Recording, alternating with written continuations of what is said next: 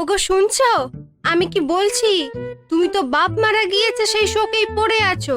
আর ওইদিকে তোমার ছোট ভাই তোমার বাপের সব জমি নিজের নামে করানোর মতলবে ঘুরে বেড়াচ্ছে। জমি নিজের নামে করতে ঘুরে বেড়াচ্ছে মানে? ও মা, তুমি জানো না, বাবা মারা গিয়েছে এই কটা দিন হলো। আর তোমার ছোট ভাই সে তো বাড়ির কর্তা হয়ে গিয়েছে। এখন থেকে তো মনে হচ্ছে এই বাড়ির সব সিদ্ধান্ত তিনি একাই নেবে। তুমি ঠিক কি বলতে চাচ্ছ আমি বুঝলাম না। এই বাড়ির বড় ছেলে তো আমি, তাহলে বাবা মারা যাওয়ার পর বাড়ির কর্তা আমি। আমার কথা মতো এ বাড়ি চলবে। কচু চলবে? তোমার কথা মতো এই বাড়িতে আর কিচ্ছু হবে না। আমার স্বর্গীয় শ্বশুর বাবা আমাদের জন্য কি আর বা রেখে গিয়েছে বলো শুনি?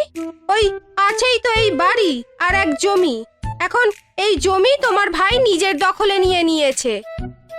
নিজের দখলে নিয়ে নিয়েছে মানে কি? কি বলতে চাও তুমি? আমার জমি ওর নিজের দখলে নেবে? আমি ওর গলা কেটে ফেলবো। কল্লা কেটে এখন আর কি হবে? যা হবার তো সব হয়েই গেছে। জমি তো তোমার ভাই নিয়েই নিয়েছে। এখন কি আর সেই জমি আমাদের হবে? শুনেছি তোমাদের মস্ত বড় সেই জমিতে ধান বুনতে দিয়েছে। সব ধান একা গিলে খাবে। তুমি আমি তো আর কিচ্ছু পাবো না। এতদিন তাও আমার শ্বশুর থাকতে আমাদের সংসারটা কোনোভাবে খেয়ে না খেয়ে কেটেছে, কিন্তু মনে হয় এবার না খেয়েই মরতে হবে। ধান যখন আমার ছোট ভাই বুনেছে তাকে বুনতে দাও। ধান কাটার বেলায় আমি দেখছি।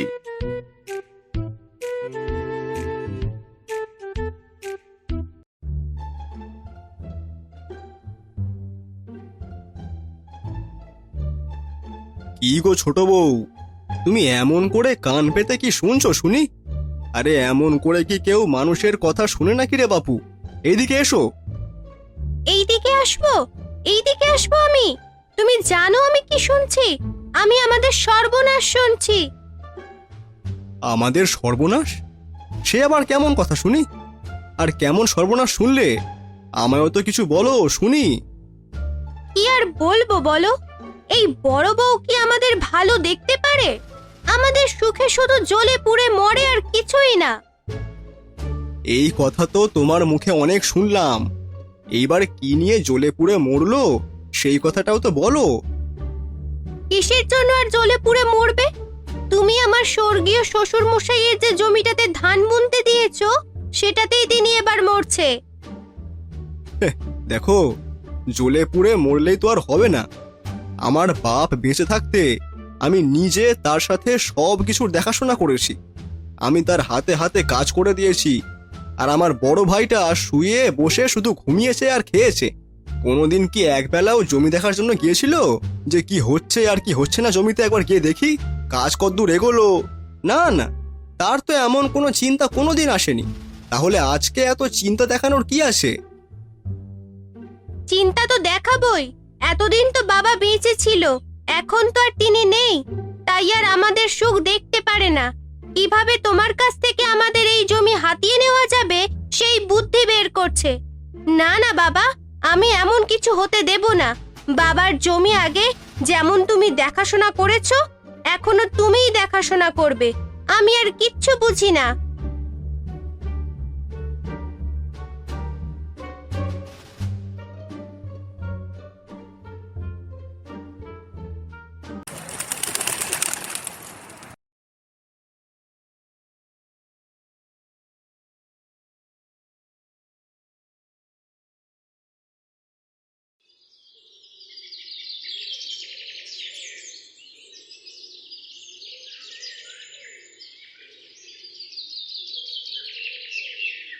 ও মা, কি দেখছি আমি!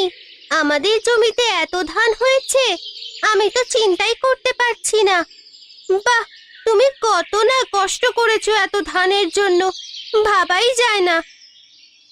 এত কষ্ট করেছে? এত কষ্ট করেছে মানে কি? এটা কি ছোট ছেলের একার কষ্টের ধান নাকি? আমার স্বামীও তো জমিতে গিয়ে কাজ করেছে, জমি দেখাশোনা করেছে, সেচ দিয়েছে, এই কড়া রোদে দাঁড়িয়ে থেকে জমির ধান কাটিয়েছে। তাহলে তোমার স্বামীর একার কষ্টের ধান হলো কিভাবে? এই ধানে বড় ছেলেরও সমান অধিকার আছে। অধিকার যে আছে এই কথা তো আমি অস্বীকার করিনি বড় বউ। আমার বড় ভাই একটু আধটু এইবার খেতে গিয়েছে, যা তিনি বাবা বেঁচে থাকবার সময় কোনোদিনও করেনি। সে যাই হোক, তার প্রাপ্য ধান আমি তারে দিয়ে দেব, এইটা বিষয়ে আমার কোনো সমস্যা নেই। আমার প্রাপ্য ধান আমাকে নিয়ে দিবি মানে কি? এই জমির অর্ধেক ধান আমার, আর বাকি অর্ধেক তুই রাখবি। অর্ধেক ধান চাইলেই তো আর হবে না, ধান বুনতে আমি দিয়েছি, তুমি দেখাশোনা করতে মাঝে মাঝে গিয়েছো খালি, তাই তোমায় মন 2-4 ধান আমি দিয়ে দেব। দেখেছো দেখেছো, তোমার ভাই বলে কি তিনি নাকি আমাদের এইটুকুনি ধান দেবে, এত ধান থেকে? তাহলে তো আমাদের না খেয়ে মরতে হবে গো। আরে থামো থামো, ও বললেই হবে নাকি? আমি এ বাড়ির বড় ছেলে, আমার এই বাড়ির উপরে বেশি অধিকার আছে, আর আমি ধানও পাবো বেশি। আর আমার কাজের কোনো মূল্য নেই তবে রে?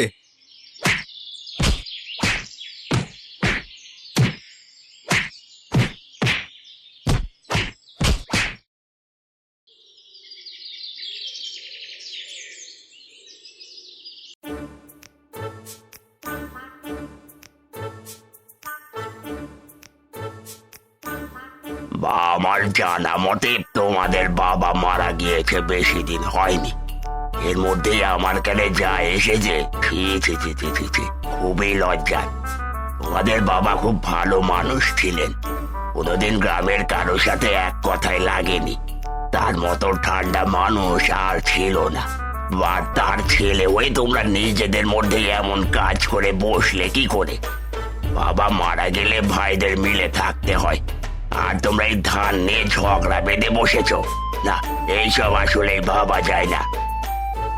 ইয়ার করব পণ্ডিত মশাই বলুন, আমি বাড়ির বড় ছেলে, আমার অধিকার এখন আমার ভাই নিজেই নষ্ট করছে। নিজের অধিকার বলতে পণ্ডিত মশাই, সারাদিন ওই খেয়ে ঘুমিয়ে কাটানোর অধিকার। বাবা বেঁচে থাকতে জীবনে বাবু কোনোদিন কাজ করেনি, আর এখন তাহলে জমির এত কিসের মায়া, কিসের অধিকার? হ্যাঁ, আমি নিজে বাবার সঙ্গে থেকে সারা জীবন এই জমির দেখাশোনা করেছি, আমি এই জমি কাউকে দেব না, এই জমি আমার। ভাই হিসেবে আমি তাকে যা ধান দেওয়ার দিয়েছি, আরে সেই নিয়ে থাকো না, এত কথা কিসের শুনি? আচ্ছা আচ্ছা থামো তোমরা, বুঝেছি তোমাদের সমস্যা কি। আচ্ছা বাপুরা, আমাকে আগে একটা কথা বলো তো দেখি, তোমাদের বাবা কি কোনো দলিল রেখে গিয়েছে? না না, এমন কিছুই নেই। আমার কষ্টের জমি আমি কি মানুষকে মাগনায় দেব নাকি? মাগনা না মাগনা না, তোমার বড় ভাইয়ের যে অধিকার তার বাবার সম্পত্তিতে আছে, তোমার সেই অধিকার তাকে দিতে হবে। আগে চলো আমার সাথে তোমাদের জমি দেখি, তারপর আমি বিচার করে দিচ্ছি। আচ্ছা চলুন, তাহলে জমিতেই এর একটা বিহিত হয়ে যাবে।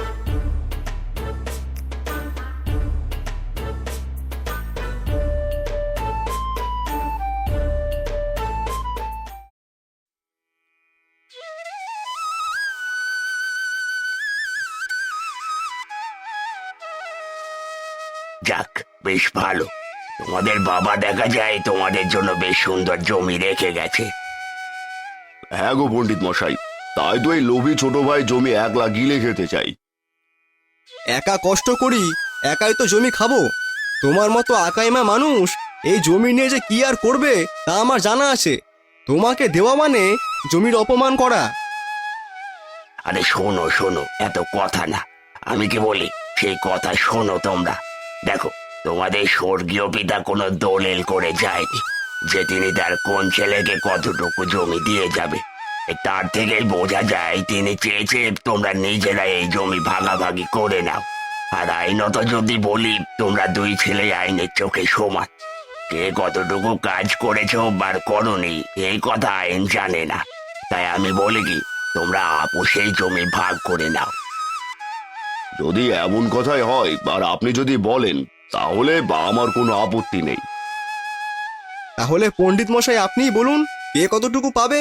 মনে রাখবেন, কষ্ট কিন্তু বেশি এই জমির জন্য আমি করেছি, তাই ন্যায্য বিচার করবেন কিন্তু, নয়তো আল্লাহ কিন্তু মাফ করবে না।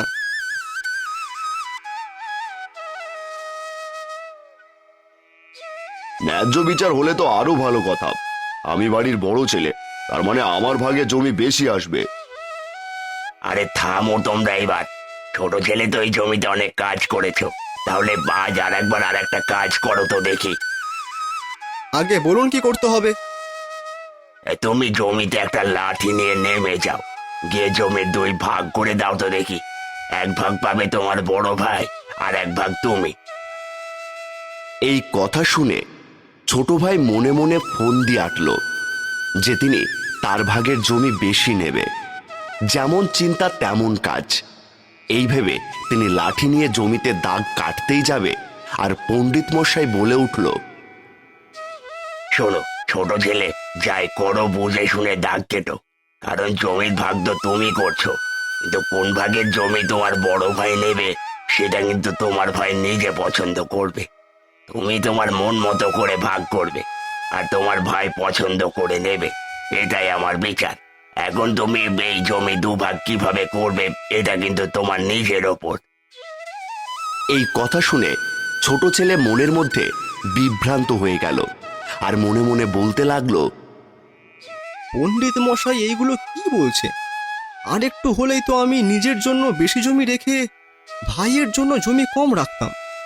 আর আমার তো ভালো করে আমার বড় ভাইকে চেনা আছে, জেনে শুনে বুঝে সে আমার বড় জমি হাতিয়ে নিত। এই কথা চিন্তা করে ছোট ছেলে সমান ভাগে 2 ভাগ করলো তাদের জন্য, আর বড় ভাই সেই ভাগ থেকে 1 ভাগ বেছে নিল।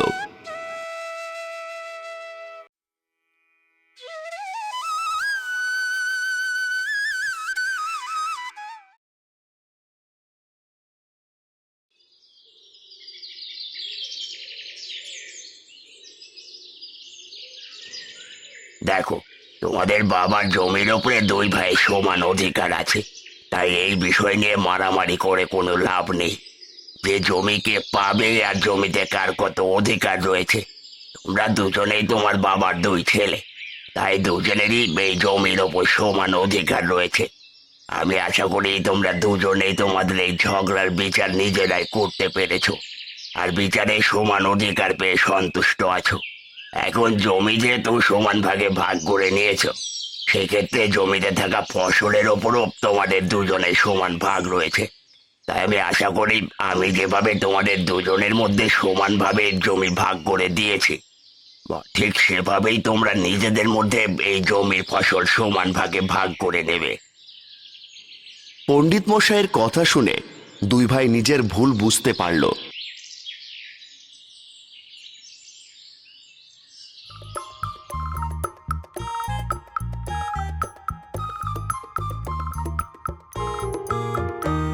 আর বাড়ি ফিরে গিয়ে সমান ভাগে ধান ভাগাভাগি করে নিল। তাদের মধ্যে জমি নিয়ে আর কোনোদিন কোনো ঝগড়াঝাটি হলো না। যে যার জমিতে চাষাবাদ করে সুখে শান্তিতে থাকতে শুরু করলো।